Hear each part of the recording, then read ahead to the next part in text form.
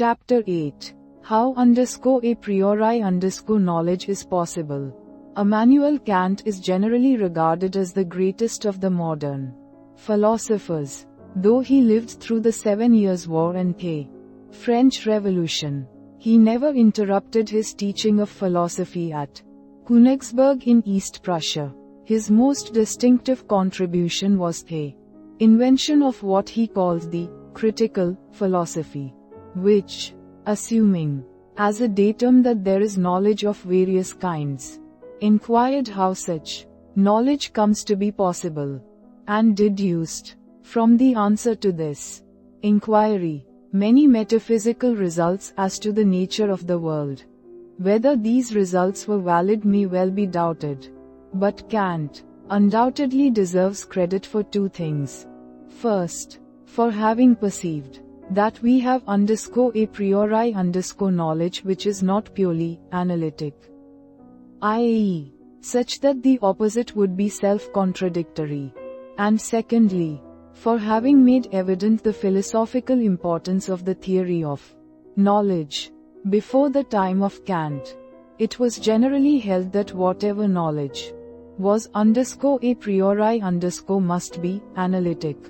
What this word means will be best illustrated by examples.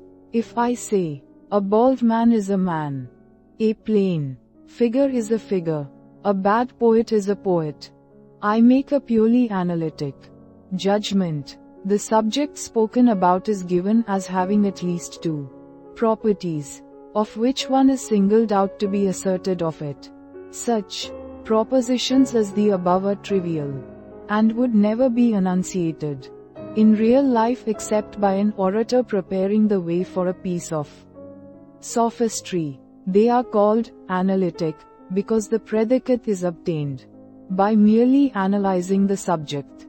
Before the time of Kant it was thought that all judgments of which we could be certain a priori were of this kind, that in all of them there was a predicate which was only part of the subject of which it was asserted. If this were so, we should be involved in a definite contradiction if we attempted to deny anything that could be known a priori. A bald man is not bald, would assert, and deny baldness of the same man, and would therefore contradict itself. Thus, according to the philosophers before Kant, the law of contradiction, which asserts that nothing can at the same time have and not have a certain property, sufficed to establish the truth of all a priori knowledge.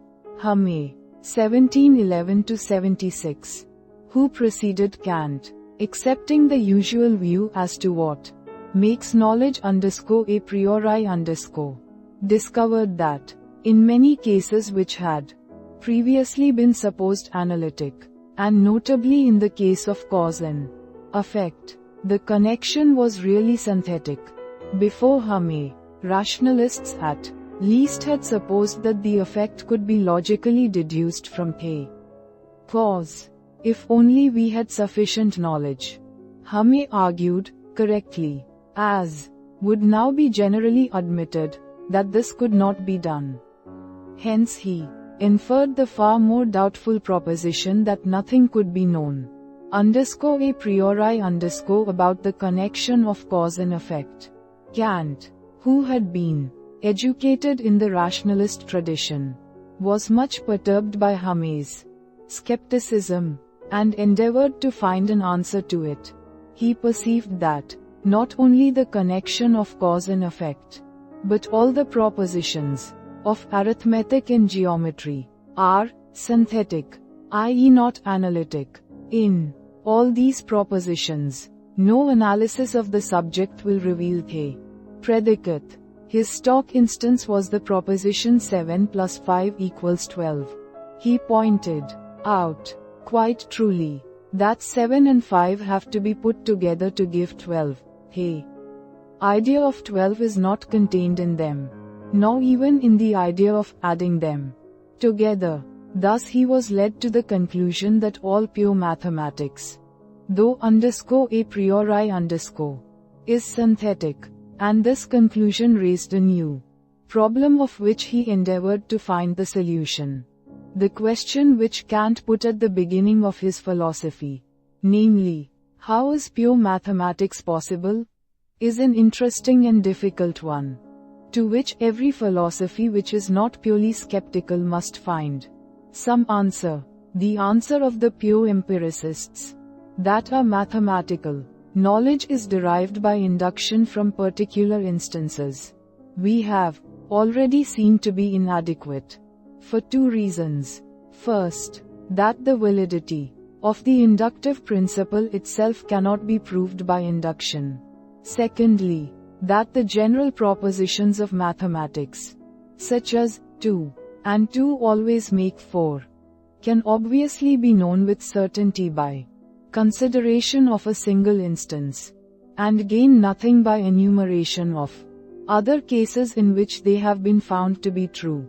Thus our knowledge of the general propositions of mathematics, and the same applies to logic, must be accounted for otherwise than our merely probable knowledge of empirical generalizations such as, all men are mortal.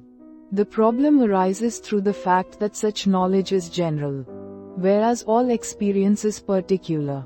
It seems strange that we should apparently be able to know some truths in advance about particular things of which we have as yet no experience. But it cannot easily be doubted that logic and arithmetic will apply to such things. We do not know who will be the inhabitants of London 100 years hence. But we know that any two of them and any other two of them will make 4 of them. This apparent power of anticipating facts about things of which we have no experience is certainly surprising. Kant's solution of the problem, though not valid in my opinion, is interesting. It is, however, very difficult, and is differently understood by different philosophers. We can, therefore, only give the merest outline of it, and even that will be thought misleading by many exponents of Kant's system. What Kant maintained was that in all our experience there are two elements to be distinguished, the one due to the object, i.e. to what we have called the physical object, the other due to our own nature. We saw, in discussing matter and sense data, that the physical object is different from the associated sense data, and that the sense data are to be regarded as resulting from an interaction between the physical object and ourselves. So far, we are in agreement with Kant. But what is distinctive of Kant is the way in which he apportions the shares of ourselves and the physical object respectively. He considers that the crude material given in sensation, the color, hardness, etc., is due to the object, and that what we supply is the arrangement in space and time, and all the relations between sense data which result from comparison or from considering one as the cause of the other or in any other way. His chief reason in favor of this view is that we seem to have a priori knowledge as to space and time and causality in comparison, but not as to the actual crude material of sensation. We can be sure, he says, that anything we shall ever experience must show the characteristics affirmed of it in our a priori knowledge, because these characteristics are due to our own nature, and therefore, nothing can ever come into our experience without acquiring these characteristics. The physical object, which he calls the thing in itself, 1. He regards as essentially unknowable. What can be known is the object as we have it in experience, which he calls the phenomenon. The phenomenon, being a joint product of us and the thing in itself, is sure to have those characteristics which are due to us, and is therefore sure to conform to our a priori knowledge. Hence this knowledge though true of all actual and possible experience, must not be supposed to apply outside experience. Thus, in spite of the existence of a priori knowledge, we cannot know anything about the thing in itself or about what is not an actual or possible object of experience. In this way he tries to reconcile and harmonize the contentions of the rationalists with the arguments of the empiricists. 1. Kant's thing in itself is identical in definition with the physical object, namely, it is the cause of sensations. In the properties deduced from the definition it is not identical. Since Kant held, in spite of some inconsistency as regards cause, that we can know that none of the categories are applicable to the thing in itself. Apart from minor grounds on which Kant's philosophy may be criticized, there is one main objection which seems fatal to any attempt to deal with the problem of a priori knowledge by his method. The thing to be accounted for is our certainty that the facts must always conform to logic and arithmetic. To say that logic and arithmetic are contributed by us does not account for this. Our nature is as much a fact of the existing world as anything, and there can be no certainty that it will remain constant. It might happen, if Kant is right, that tomorrow, our nature would so change as to make 2 and 2 become 5. This possibility seems never to have occurred to him. Yet it is one which utterly destroys the certainty and universality which he is anxious to vindicate for arithmetical propositions. It is true that this possibility, formally, is inconsistent with the Kantian view that time itself is a form imposed by the subject upon phenomena, so that our real self is not in time and has no tomorrow, but he will still have to suppose that the time order of phenomena is determined by characteristics of what is behind phenomena. And this suffices for the substance of our argument. Reflection, moreover, seems to make it clear that, if there is any truth in our arithmetical beliefs, they must apply to things equally whether we think of them or not. 2 physical objects and 2 other physical objects must make 4 physical objects, even if physical objects cannot be experienced. To assert this is certainly within the scope of what we mean when we state that 2 and 2 are 4. Its truth is just as indubitable as the truth of the assertion that 2 phenomena and 2 other phenomena make 4 phenomena. Thus Kant's solution unduly limits the scope of a priori propositions. In addition to failing in the attempt at explaining their certainty, apart from the special doctrines advocated by Kant, it is very common among philosophers to regard what is a priori as in some sense mental, as concerned rather with the way we must think than with any fact of the outer world. We noted in the preceding chapter the 3 principles, commonly called laws of thought.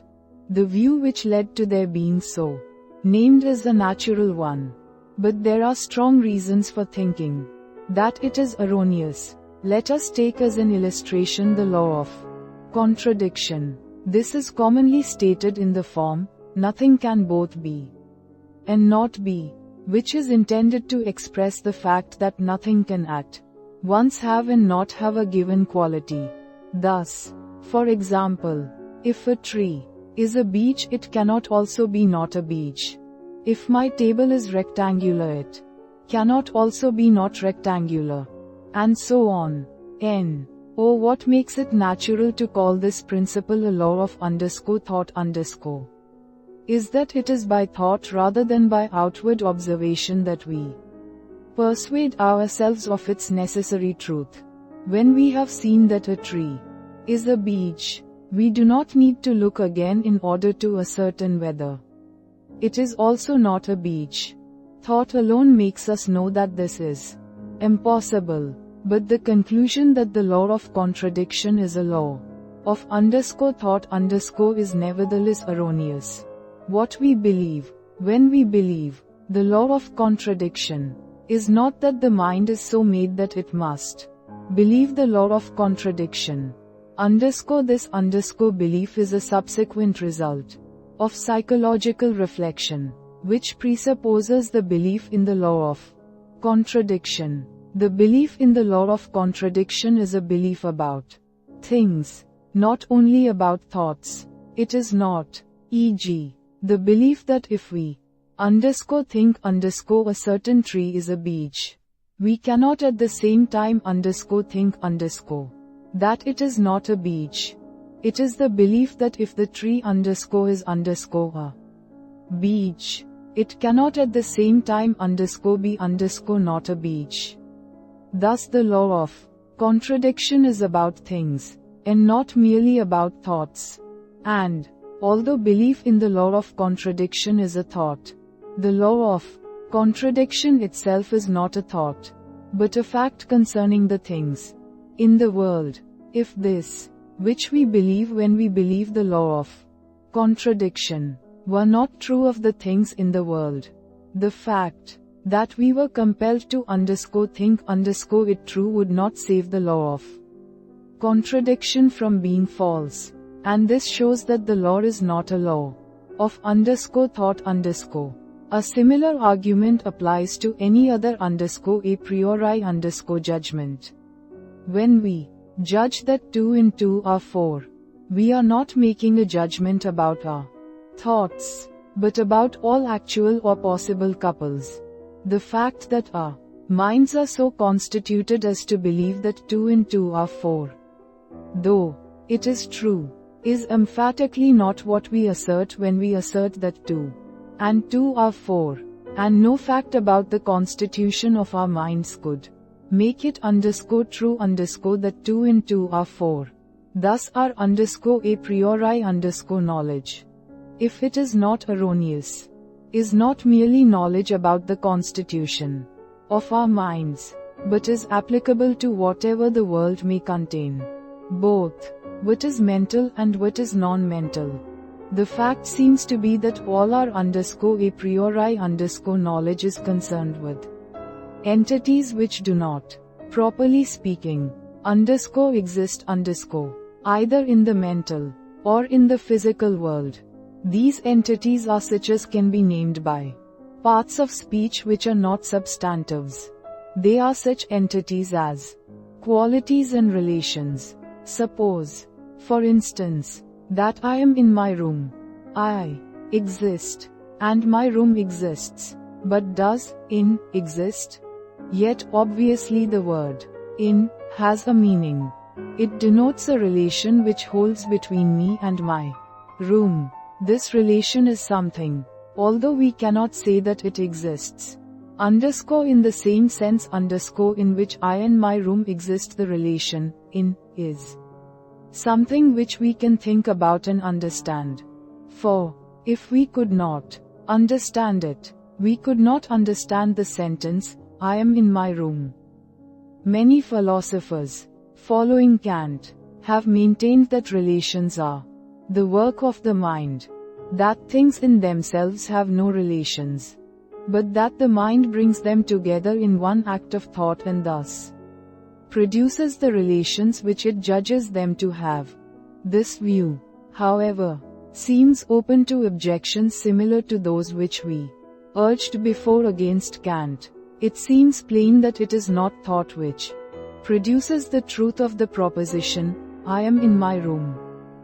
It may be true that an earwig is in my room, even if neither I nor the earwig nor any one else is aware of this truth. For this truth concerns only the earwig and the room, and does not depend upon anything else. Thus relations, as we shall see more fully in the next chapter, must be placed in a world which is neither mental nor physical. This world is of great importance to philosophy, and in particular to the problems of a priori Knowledge. In the next chapter we shall proceed to develop its nature and its bearing upon the questions with which we have been dealing.